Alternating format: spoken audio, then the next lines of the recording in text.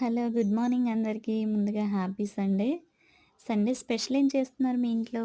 నేనైతే ఈరోజు మా ఇంట్లో మటన్ కర్రీ చేయబోతున్నాను. మీరేం చేస్తున్నారు?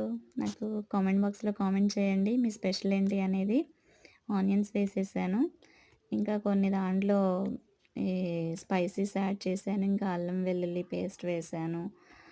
ఇట్లా చూస్తున్నారు కదా! నేను దేంట్లో వంట చేస్తున్నానో మట్టి పాత్రండి.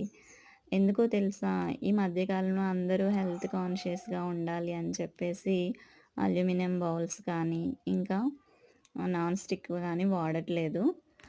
దానికని చెప్పి మేము కూడా సరే ఎందుకు వాడకూడదన్నారు కదా అని చెప్పేసి రైస్‌కి ఇంకా కర్రీ కూడా ఈ మట్టి పాత్రలనే వాడుతున్నాను.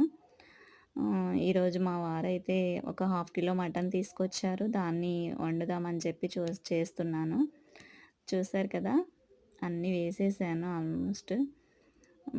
నాకైతే మామూలుగానే వచ్చండి. మీరెలా వండుతారో కామెంట్ చేయండి. ఇంకా కారమేసేసాను, ఉప్పేసేసాను. ఉడికిపోతుంది.